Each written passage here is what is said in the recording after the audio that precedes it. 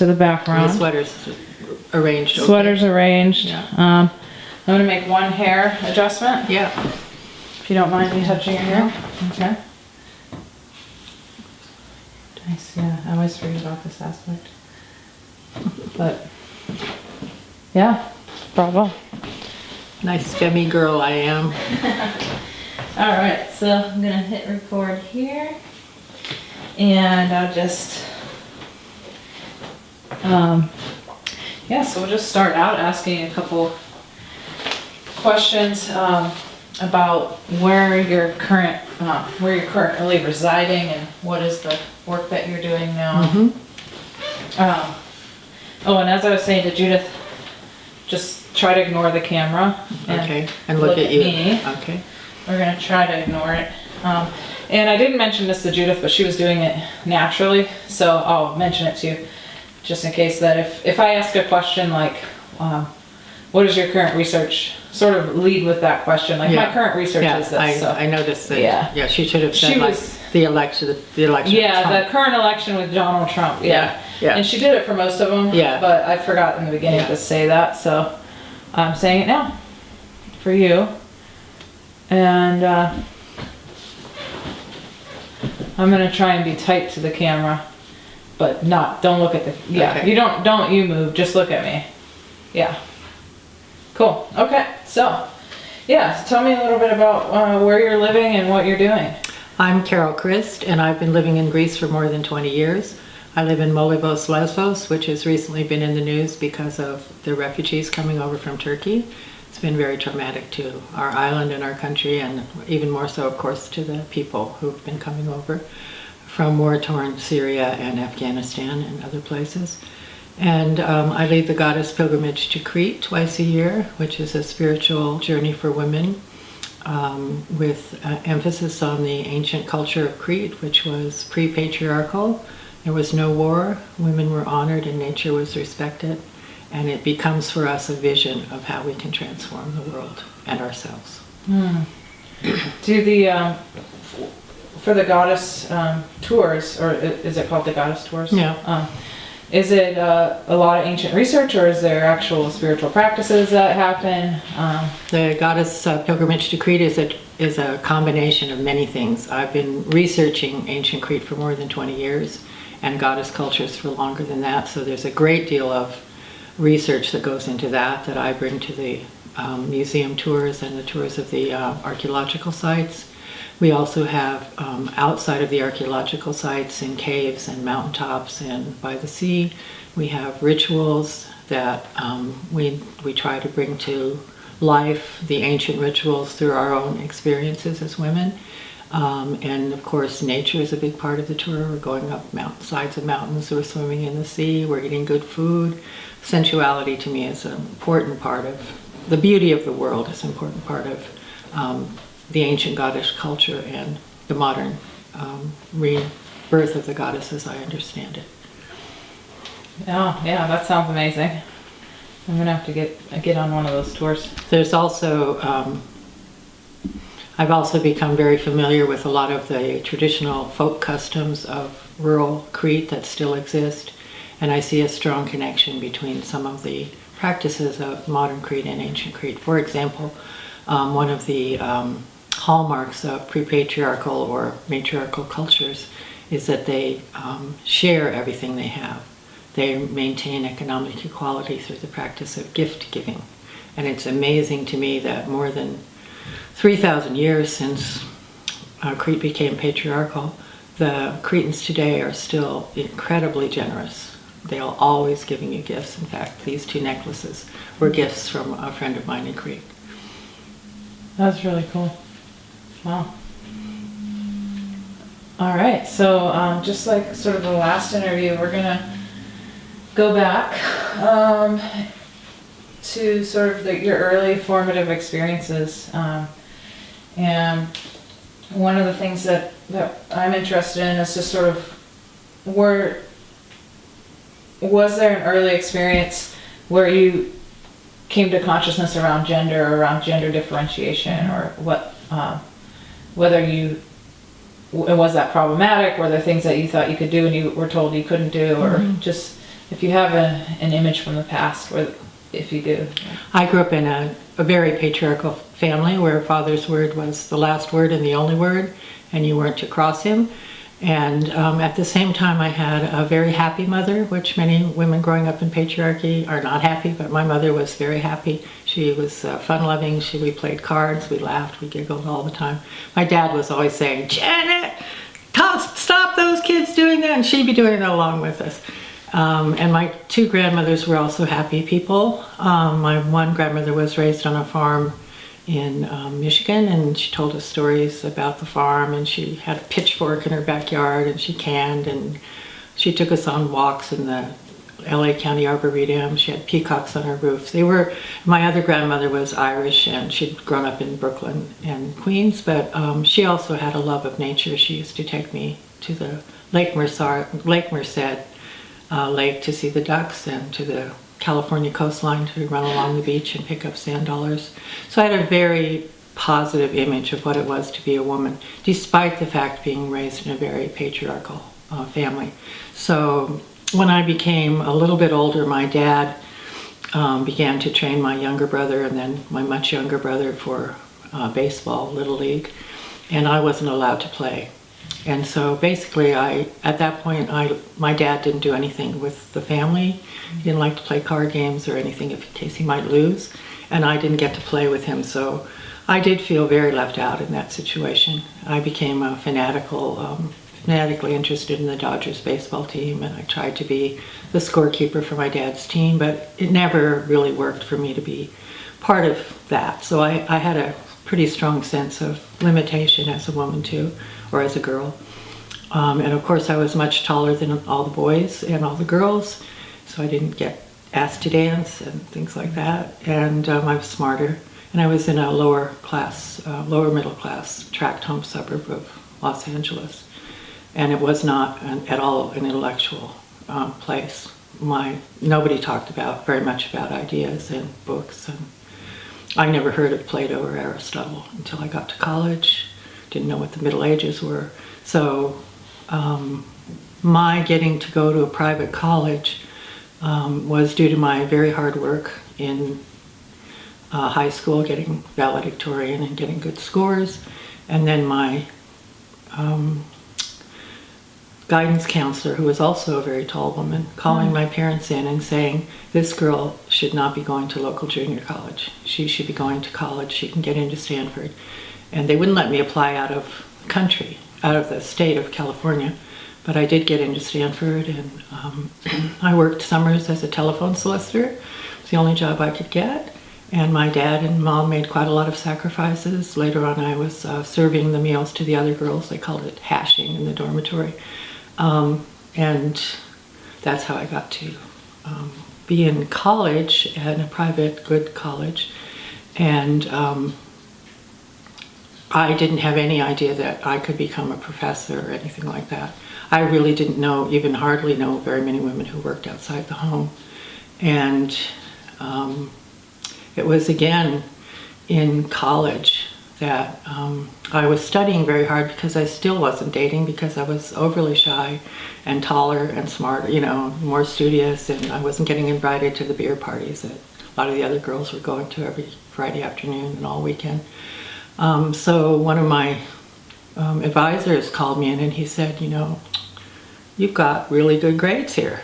People didn't have 4 points in those days, but I had a 3.7 or something like that. He said, "You can get into graduate school, and you can get a scholarship." And it was like, what?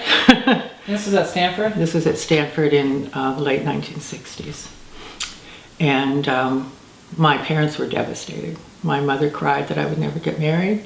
My father said I'd wasted all the money he'd put into my education because I'd never really be able to have a career like that. And I was very lucky, though, because at that time there was a lot of financing for good students to go to graduate school. And so I was able to get a Danforth Fellowship and a Woodrow Wilson Fellowship. And if I hadn't gotten those, I probably would have gotten a full 4-year or 5-year fellowship from Yale. So my education was covered by that, and it's very different than it is now for younger people thinking about going to graduate school. Well, so your parents weren't happy about this prospect, but you went anyway, so I'm assuming you were very excited about this prospect. Yes. Did you feel like, were you listening to your parents at all and thinking, oh, maybe I shouldn't do this, or? Well, by the time I won these fellowships, they were kind of proud of me. I mean, I think they were secretly more proud of me than they expressed to me. They drove me back. We took a car trip across the country, and they drove me to Yale, got me settled there. And the first time I met my advisor, my purportedly new advisor, I had studied Old Testament in college.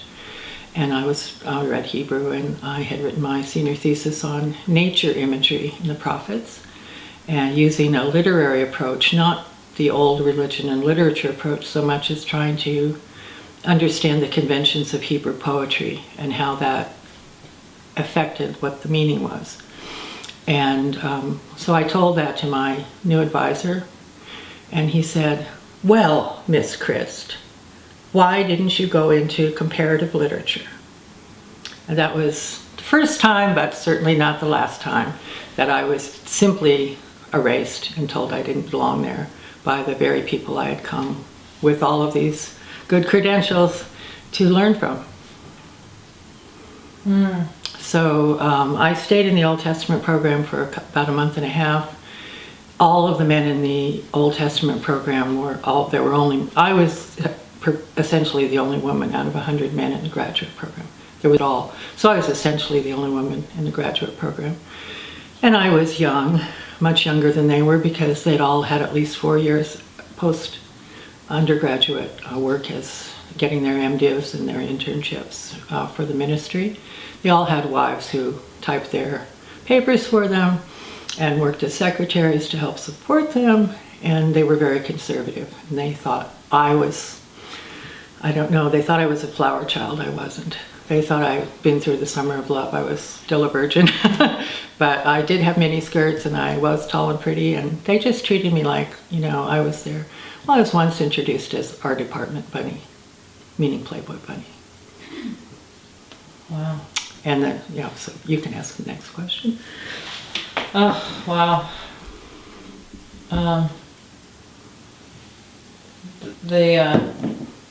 There was like a quick interlude where it stopped recording and I hit record again. Oh, where was that? It was just right when you were saying you were the first, you were one of 100, you were the only one. So if you could just say that very Just briefly, that sentence? like I was one. So when I got to Yale, there were about 100 students in the graduate program in religion, and I was essentially the only woman. There was actually one other woman, which was Margaret Farley, who's a nun, and at that time she was living in her religious community. She was still in partial habit, and she never socialized with the other students. So I was effectively the only woman among 100 men, much younger than they were, at least 4 years younger than they were, and of a very different cultural background than they were. Wow. So I'm wondering, I did some work in Hebrew Bible, and I've had some Hebrew Bible scholars basically tell me I didn't belong and what I was doing wasn't of value. So when I'm hearing you talk about that first conversation with your advisor about your research into the poetry of the Hebrew Bible, say that, I'm wondering how did you handle that, or what kept you going to continue to pursue this work? Well, I found that there were a couple of men who were in the theology program who had master's degrees, but they didn't have the full ministry degree, so they were only a year or so older than I was. And they also were Roman Catholic, and they were kind of outcasts at a Protestant seminary as well, and they didn't have the minister degree that the other students had, so they were a little bit behind in their studies as I was. And so I became friends with them, and we used to sit up nights drinking wine and talking about theology and Catholicism and what's wrong with Yale. And so I just transferred into the theology program. Okay.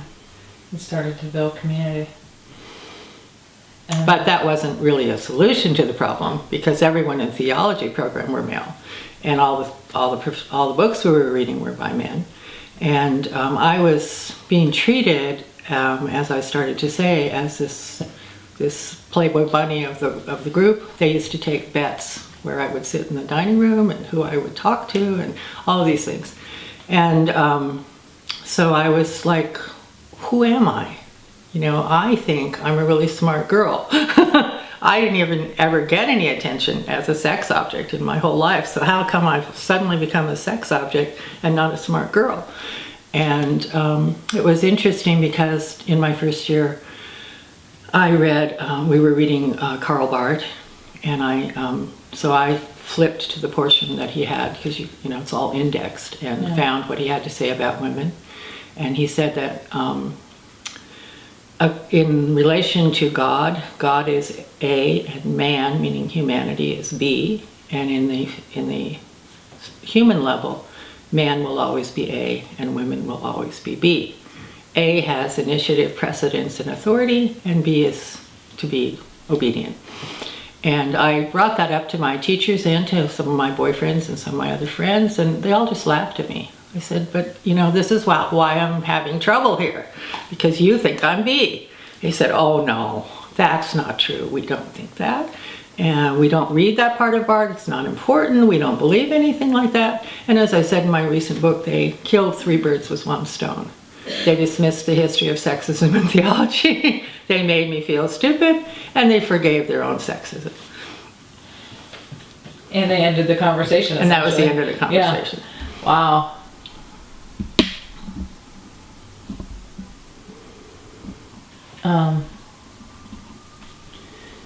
Right. Let's keep talking about Yale a little bit, and I wanted to. So you're having this sort of community. You've shifted into the theology program where it's still all men, but you've sort of found this cohort of Roman Catholic outsiders a little bit. And then when did you get to know Judith, or was that so? Judith, I'm assuming, came into the program. Yeah. First, I just want to add on the Roman Catholic okay. outsiders. I come from a family that is half Roman Catholic, and my other grandmother was Christian Science, and they come from Quakers and other Protestants. So I didn't really have a clear denominational identity, and so I also started going to the Roman Catholic folk mass. It was at the height of the post-Vatican II enthusiasm about opening the church to the world, yes, with the guitars, and we hugged each other when we took communion. We had a meal afterwards together. So I was actually a practicing Catholic throughout my graduate student years. One of the priests in the program, he was also priest at this community, and he always used to say, a lot of Catholics don't practice, but you are a practicing Catholic. He knew I wasn't baptized, he didn't care. Get it, girl. So Judith came into the program. Okay, so you want to ask a question again? Yeah. So when did you start having? Were there ever any female colleagues or some community with other women theologians? Yes, I think it was in my first year. One of my professors was married to Sally McFaig, who at that time was Sally McFaig to Sal, and he said, you should meet my wife. She has a PhD from Yale, and he set up a meeting, and she wasn't at all receptive. I think she was actually in a very depressed part of her own life, and she wasn't receptive. At the end of my first year, I met Judith Plasko, and she was coming into the program. I said, don't, and she did anyway. And we didn't really get to know each other her first year because she was engaged and she was commuting to another town to see her boyfriend and her fiance. And I think it was at the end of that year, my second year, that I met another wife of a professor. This was Violet Lindbeck, wife of George Lindbeck. And she was all but dissertation with Gustafson, James Gustafson at Yale. She was trying to write on women's rights, and he didn't think it was a dissertation, so she never finished it. But she was teaching at a local junior college, and she introduced me to some feminist literature. And I think I think that was my second, it could have been my third year. Anyway, I think it was my end of my second year. And then in the fall of my third year, there was the women's movement was fermenting at Yale, and there was a lecture with Naomi Weisstein, and Judith and I both went to that, and there was also a call to for graduate students to meet to talk about what we were suffering at Yale. And even though there were only 2 of us in religion, there were, maybe 15 of us in the whole graduate school at that point, at least 15 who came to the meeting. And it was really revelatory for me, because I would look at some of these other women and they looked really smart to me and really lovely, and they would be saying that they had experienced the same things I had. And I said, well, maybe I was stupid, but she doesn't look stupid. I think something's going on here. And it was that was also the time when I really became friends with Judith, because we went to that meeting separately, but ended up together ever since as best friends and colleagues and pals. That's really cool. Judith Plasko. Yeah.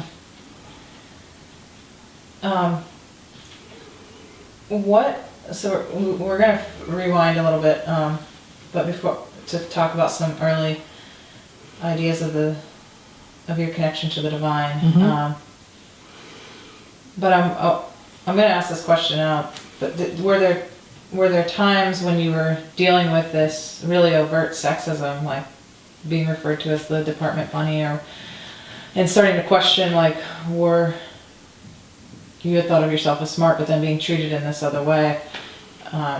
Did you feel like quitting or stopping the whole thing, or was there something that kept you going? I would say that although I wasn't diagnosed, I had a form of a nervous breakdown that first year before I met Judith. And I certainly took advantage of the Yale Health Service, and I did some therapy about it. And what kept me going? One thing was the money. I mean, I had the money. I didn't have to make the money or borrow the money. And it was easier in a way to keep going than to drop out and figure out something else to do. I also think that I had an inner determination that I believed theology was important, and I wanted to be part of that. And I also wanted, by the time I became a feminist, or even before I knew the term, wanted to prove that they were wrong, that I could do it as well as they did. And actually, I looked around the students, and I would see that there were some that were pretty smart, but most of them were kind of average. And I would kind of go like, well, if he can do it, I can do it.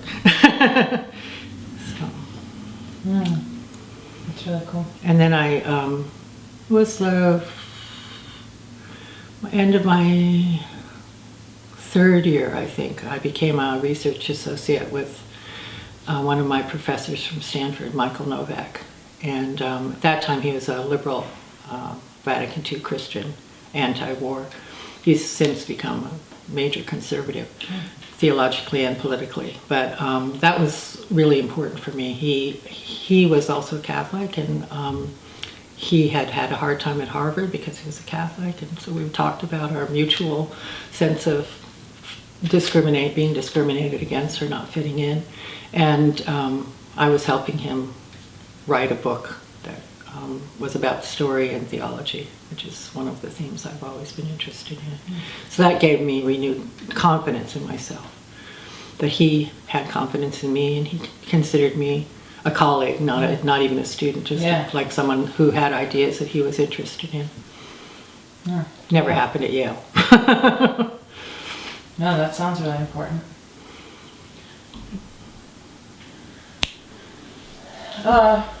So I'm wondering, we moved right into your graduate school, which is fine, because you don't have to be in any sort of order, but you described a little bit about your ecumenical growing up, and I'm wondering what was your concept of God or the divine or the goddess, or however you were thinking about that growing up? Did you have a strong connection? Yes, I was very, I was more interested in going to church than my parents were, and I was more interested in going to the church service than to the Sunday school. And I remember being like 6 years old when I could barely read, and I had the hymnal, and I didn't know that you went down, so I was trying to go straight down, and trying to read it. So I was very young, and I loved singing the hymns. And I think what I imbibed through that experience was God is love. It wasn't particularly Jesus focused. It wasn't focused on sin and salvation. But for the beauty of the earth, for the glory of the skies, for the love that from our birth over and around us lies. Those were the kinds of things I imbibed from my childhood. And I also imbibed them from my grandmothers, who both loved the beauty of the earth and provided me with almost unconditional love when I was a young child. Wow. Yeah, and it sounded like you had those experiences of collecting sand dollars. And Picking up the peacock feathers, Yeah. feeding them from our hands at the back door. Wow. Yeah, very experiential. Cool. But then when I was 13, my little grandmother, the Irish one, was diagnosed with cancer, and she had a very horrible death. I didn't get to see her when she was in the hospital, but she was kept alive on tubes. And I was in the limousine with her girlfriends, and they were saying that she used to yell at them for not visiting her because her brain had gone, and they had been visiting her every day. My grandmother wasn't the type to yell at anyone. So and then my mother's father, he'd had a stroke, and he died that same year after having been sick for a long time. And then my mother had a baby who died. And I think this probably was what prompted me into becoming an even more serious child, because I had experienced death at an age when many in my generation didn't, and yours didn't. And I didn't understand why they had to die, and especially the baby. And my mother was depressed for a long time. And I had a second, she had another late in life child who was 10 and a half years younger than me, and I'd helped her raise him. So I was the second mother to him. I spent probably as much, if not more, time with him than she did. And we were planning on having this second baby. So it was a very, very sad, and I think that raised a lot of questions to me, like, why does life include death? And what's the meaning of life when it does, like that? Things don't work out the way you're planning. Yeah. And so that maybe set you on this sort of trajectory towards... Yeah. Those were the questions that I brought with me to undergraduate and graduate school. And I think I gravitated to theology as a way of finding the answers, and to studying Hebrew, because if I could talk to God in his own language, or at least hear his words in his own language, maybe I'd be closer to finding out the meaning behind the words. So that led you to that undergraduate degree? Or what was your undergraduate degree? There wasn't a religion department at Stanford at the time. So I went to Stanford in Italy, which was a program you didn't have to pay any extra for 6 months, and I studied Augustine and Dante and became immersed in the artwork there, which is all religious, and spent a lot of time in the churches looking at the art and meditating or praying. And when I came back, I took a course on Old Testament just for the background, and I fell in love with the Old Testament and kind of with the teacher, and I just kept on going with his classes and studying Hebrew. And then I took a religion concentration within the humanities honors program. Okay. Was there ever a moment, it sounds like you had that really formative year when you were 13 and suffered a lot of loss. Did you have was there ever sort of an epiphany moment where you had an encounter with God or with nature or with, did you have an experience like that at all? As a child or an adult? I guess as a child. As a child, I would feel part of everything that is, or a oneness. I would feel it when I was swimming in the Pacific Ocean, sometimes diving under really big waves, and sometimes when there weren't any, just floating on my back. And also up in the mountains with the redwoods, or like a deer would stop and look me in the eye, and I would feel, I guess, what Buber called the I-thou relationship with the deer. So it was always, nature was always part of it for me, and that was also difficult when I got to Yale, because they didn't like Martin Buber. They said he was only a poet and not a theologian, and they never understood what he could possibly mean by an I-thou relationship with anything other than a human being, or God, of course, God, but not with a tree or with a deer. And yeah, so I do have some experiences too later on if you want to ask me. You know. Yeah, I mean, while we're on the topic, we could.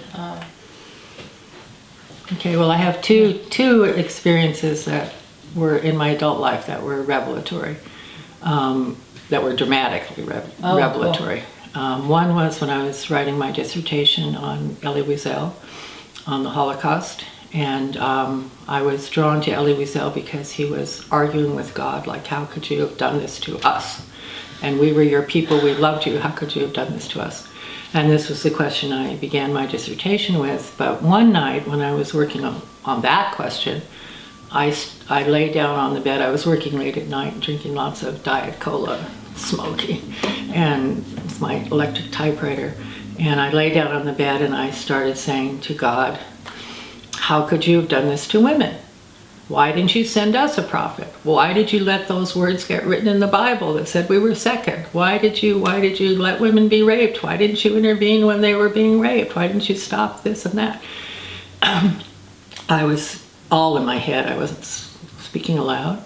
And then I just sort of, when I finished, I just sort of lay there and I heard a kind of a voice in my mind, and it said, in God there's a woman like yourself.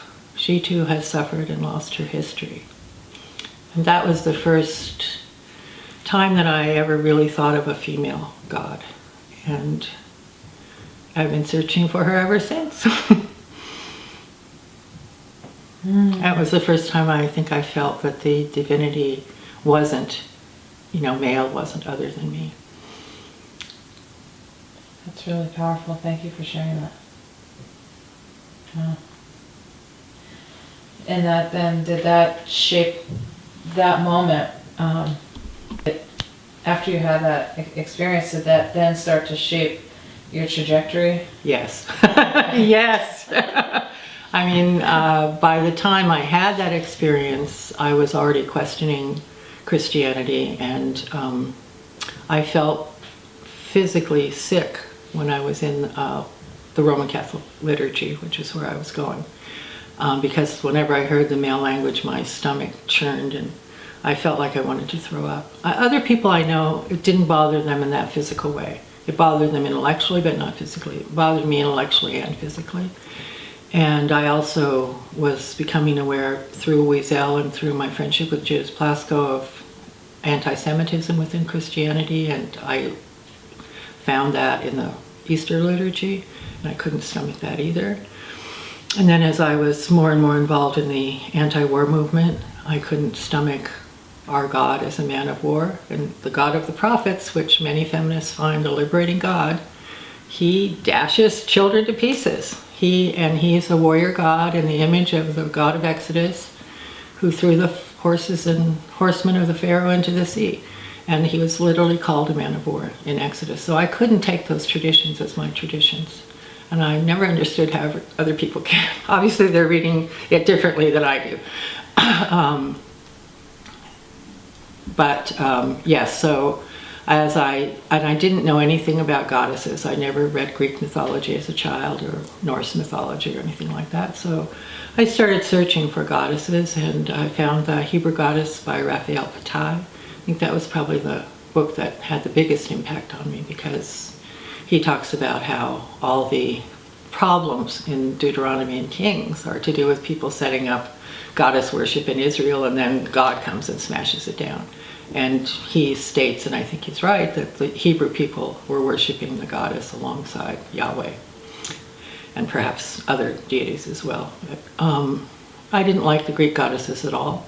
I didn't want to be a warrior goddess like Athena, and I didn't want to be a simpering sexual woman like Aphrodite was portrayed, and I didn't find anything in there that I liked. I didn't like the Hindu goddesses because the first thing I read was about the goddess slaying a bunch of demons, and I didn't want to slay her.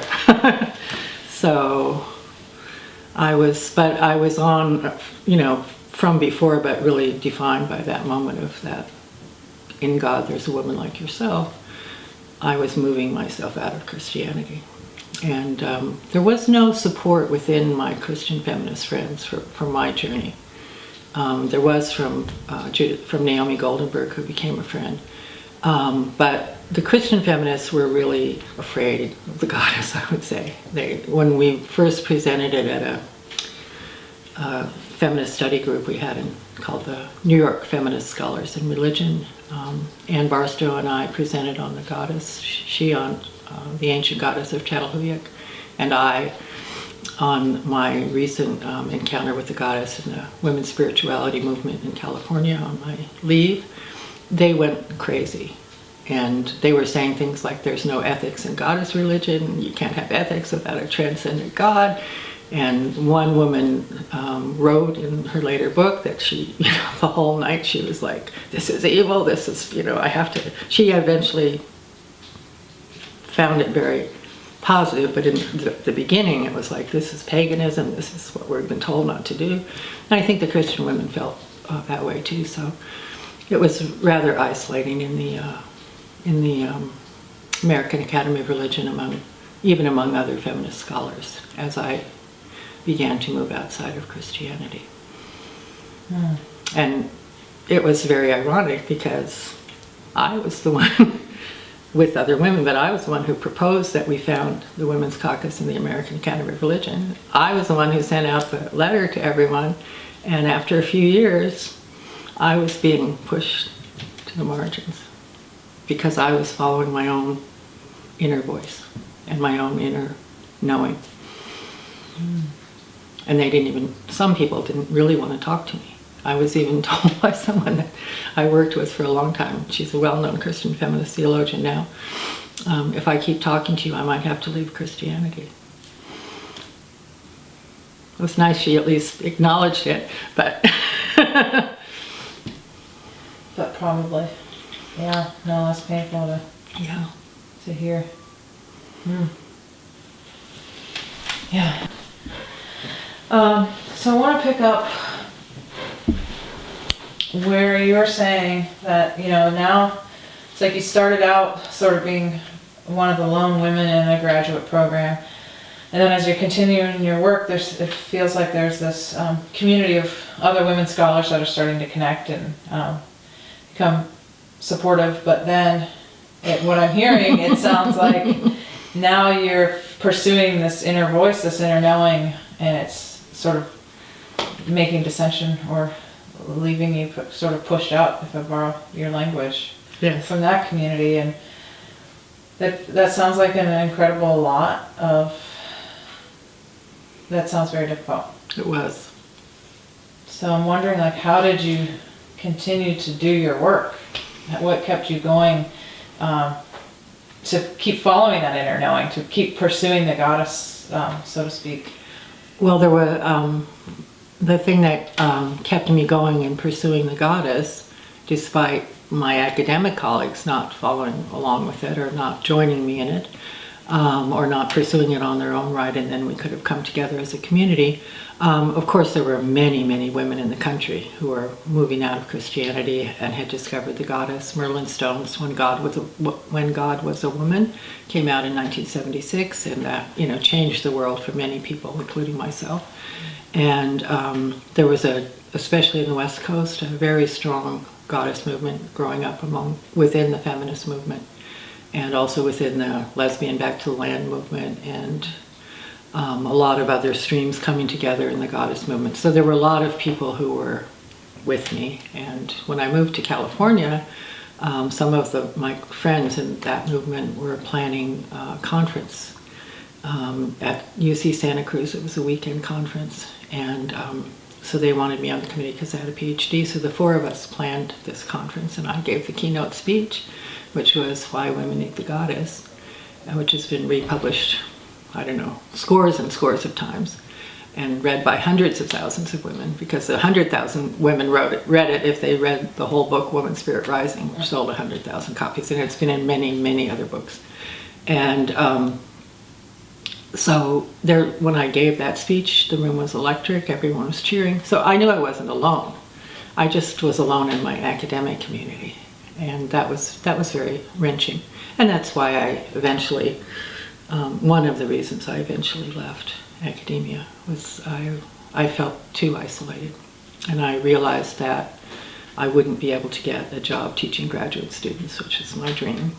And the last straw was when I spoke at Harvard in 1988, and I was on the Harvard Research Fellows program for women in religion. I gave the last speech of the 5 people that gave it. The room was packed, it was electric, everyone was standing up and cheering, even at Harvard Divinity School. And then Gordon Kaufman, who was one of the main male theologians, I challenged his work in the talk. It's a very intellectual talk, as well as emotional and heartfelt. He loved the speech, but and he said, I love it when someone disagrees with me, and they do it well, And it didn't bother him at all. But the women faculty and the other fellows were scheduled to discuss it, and they couldn't discuss it. The person who introduced it said this was absolutely stunning, it was wonderful, but we could never do anything like that at Harvard. And after that, they spoke about the weather, they spoke about the Harvard faculty, they spoke about for 2 hours in a small room. They did not ever once address my paper. And I just said, there's no place for me here. Not even when I do my best work.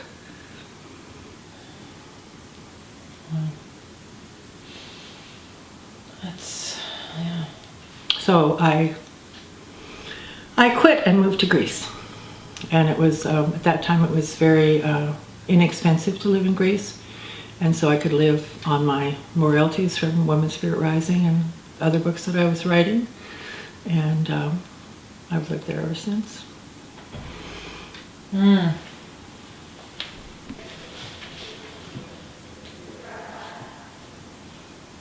When you went to Greece, what were you hoping to find there? I had been teaching in a summer studies program in Greece for 5 summers, and it was without grades, but it was a study program. And I found that without the structures of the university sort of hovering over me, I could teach in a much more embodied way. I never stopped using my mind, but I could also bring in the body and the earth. And I would always come home from those summer programs and everyone say, "You look so beautiful, you're all glowing." And then, 2 months later, I'd be back in the grindstone and I wouldn't look like that or feel like that anymore. I think I was seeking to live more in my body and integrate my body and my mind. And Greece is a very beautiful country, so it's hard not to be in your body when you're in nature. But also the people are very expressive. They don't hold back words ever. If they're mad, they're mad. If they love you, they hug you. And that was very good for me at the time because I became more expressive and more in touch. I mean, I've already been in therapy by this time, but I wasn't a really expressive person, which now I am. I'm still an introvert, but I'm a very expressive introvert. And there's bad things to being in an expressive culture. Some of people who'll be listening here probably are in one, and your dad might come home and whop you up the backside. That's anger, and it sometimes shouldn't be expressed. But for me at the time, it was a good thing, and then I had to learn to rebalance it all in myself. And I wanted to live closer to nature. The first year I lived there, I didn't have a washing machine. I didn't really have I could cook, but I didn't have an oven in it. The people there were living closer to nature than the people in America, where I lived at the time. So I became more attuned to the rhythms of the earth and learned that I could live without all the things that seemed so important in America. Now I've got them all back. But I know I can live without them. Did your connection with the goddess grow, sort of being in Greece and being in a lifestyle that was closer to nature in the ways you described? Yes, I used to visit a a shrine to, that they said it was to Aphrodite on the island of Lesbos where I live. Now they're like, nothing is the goddess anymore. The archaeologists are like reacting against the goddess movement. So now they just call it by the shrine at so-and-so place. But anyway, I used to visit that and feel the energy. There was a spring there and a beautiful tree. Often an owl would sit on the tree and look at us. But we were creating our own rituals to Aphrodite, so we were speaking words as well. And after I'd been there for a few years, I was also shocked to find myself discovering that the Greeks never lost the goddess. We were talking about the rebirth of the goddess, but whenever I spoke to them about what I was doing, which was rarely because I didn't want to get in trouble, they would say, but we have our goddess. Her name is the Panayia. That's their name for the Virgin Mary. And it doesn't mean Virgin Mary, it means she who is all holy. And though theologically that would not be acceptable in the Orthodox tradition, it's what many people believe. And so I also became able to pray to the icon. I don't like the liturgy of the church, but a lot of what people do is just go in, light a candle, look in the eyes of the icon, which is supposed to be the real presence, just like the Mass in Roman Catholicism, and pour my heart out to her, feel that she's listening. It's beautiful. It's interesting to see how it sort of came not full circle, but there was a liberative element in Catholicism that, in a way, that was being interpreted from this sort of ancient cultural tradition. Okay, let me turn. Hold on. Just gonna do a quick focus. All right, so we might have to stop if she comes out loudly or something. But were there times? How did you? So I want to just. Do you want to know how I kept my work up when I went to Greece? Yeah, like or through the hard times, but through Greece, because you're still publishing while you're in Greece and working in this sort of academic slash voice. So when I went to Greece, so we should ask Judith. Can we go to 2:15, Judith? I mean, with us, the two of us, or do you really want us to stop at 2? We're just asking. And yes, go. So when I went to Greece, my book Laughter of Aphrodite had just come out, and Judith and I were also working on second volume following Woman's Spirit Rising, Weaving the Vision. So I was doing work. I would often, so I was doing work, but I wrote a draft of what was a book that was meant to be a goddess theology. And I sent it to Judith Plasko, and she really liked it. I sent it to my editors, and they quite liked it, but they said there was something missing, and they couldn't tell what it was, but it wasn't ready yet. And I couldn't tell what it was, and there was no email or internet at that time, so we really kind of lost connection. And I was going through a difficult time in my own life. I was depressed over, once again, another failed love affair, this time with a handsome young Greek. And so I did have a time when I really questioned everything, like what's the point of writing, what's the point of doing anything really. I was very depressed at the time, and if I can't find my true love, why should I live, and things like that. And I couldn't figure out what to do about the book, and they couldn't either, so it just sat there for quite a while. And I was depressed and I was angry because life wasn't turning out the way I had expected it to and wanted it to and felt it should have. And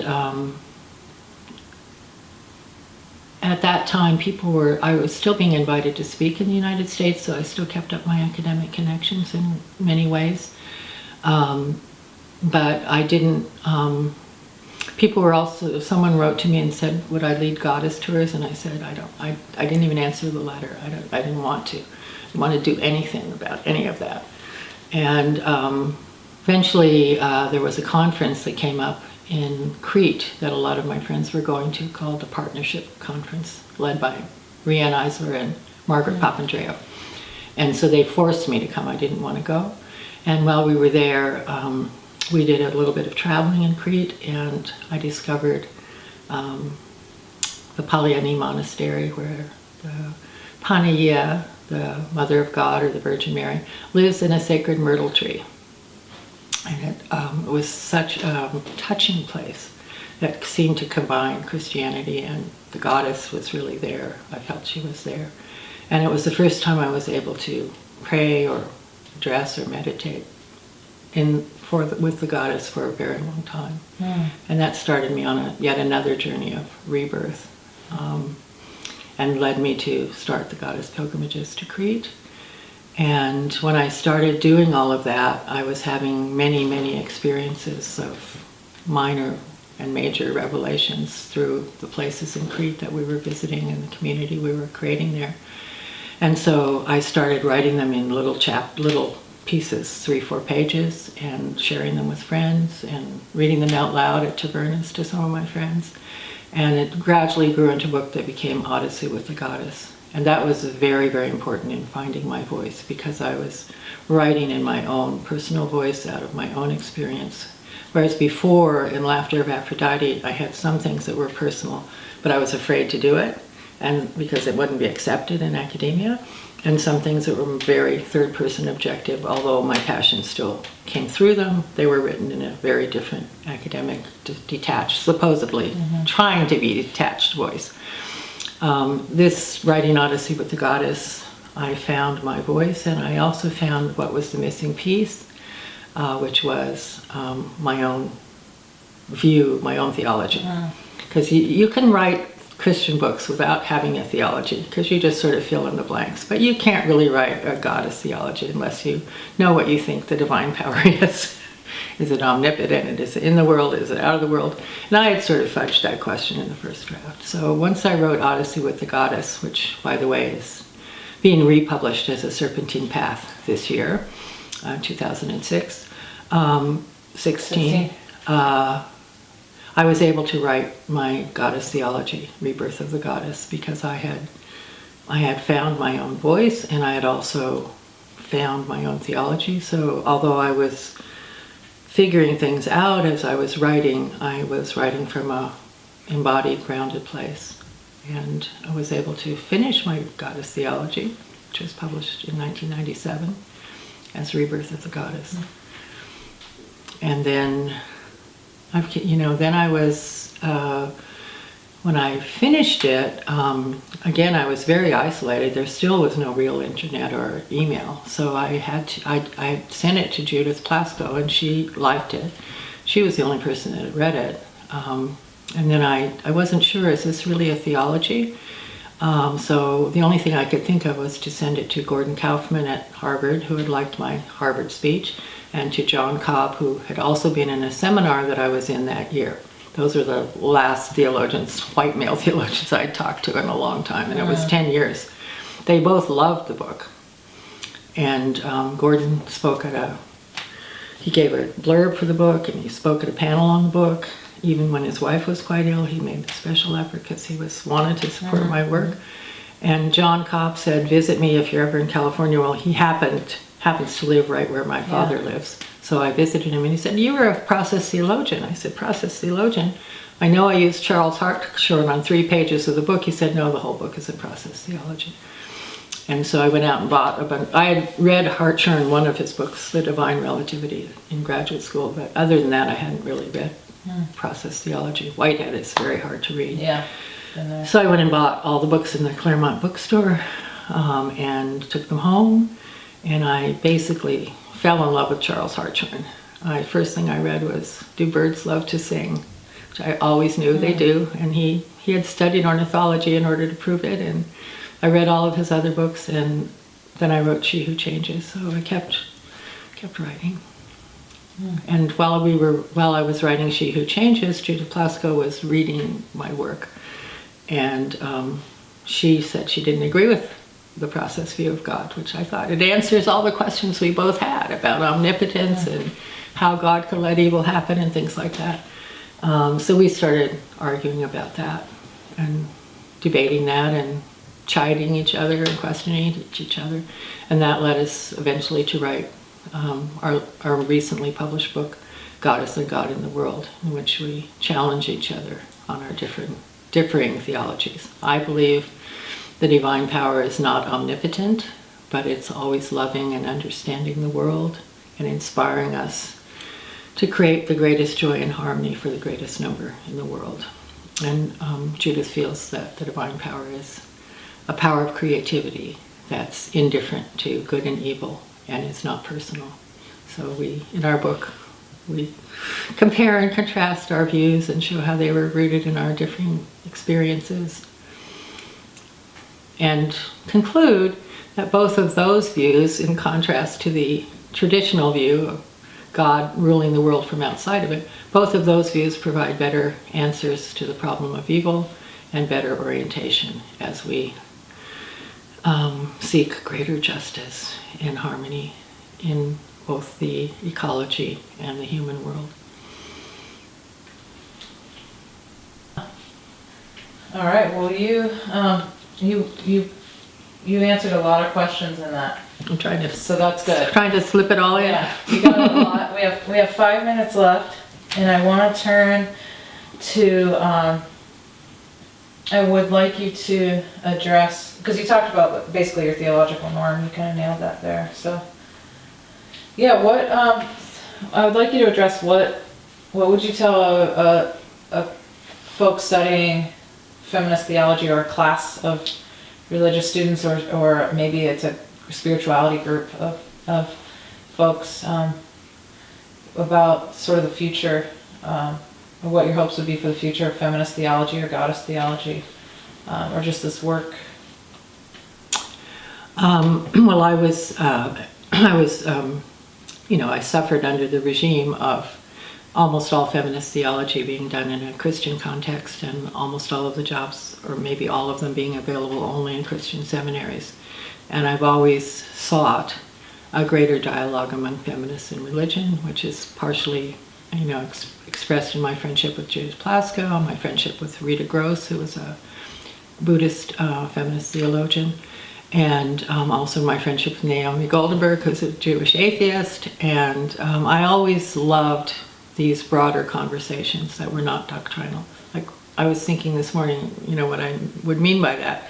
A question: what do you think? What is your ultimate concern? What do you think the deity is?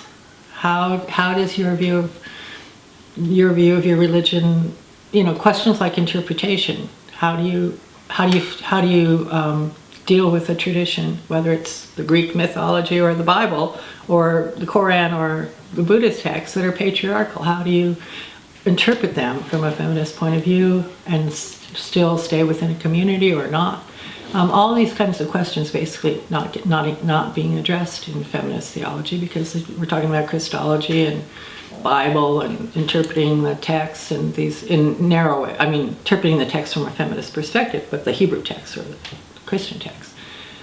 So I would hope that in some future world we would have a much broader range of discussions. However, in our current context, even the liberal seminaries are being closed, and certainly the religious studies departments aren't doing very well either, given that the humanities are on the decline. So I don't know what's going to happen, but if I always used to tell my students, as I told you to Plaskow, don't do it. You're not going to get anywhere unless you toe a certain line. At least you have to stay Christian. So I don't know what I would say. I would hope that there was a way that women could study with an open mind and not have to toe certain doctrinal lines in order to get their dissertation written or whatever. But there are jobs for feminists studying Buddhism or studying Islam, but they're not. If people have only one job, they prefer to get a real person, meaning a traditionalist, not a feminist. So I don't know what my hopes are, but my dreams would be for an open conversation in which feminists really talk to each other out of our experiences, and understanding that all texts and traditions have to be interpreted by individuals and communities. There's no norm out there. The norm is within our communities. All right. Well, That's it? Just that time, yeah. Okay. Nice job. Wow.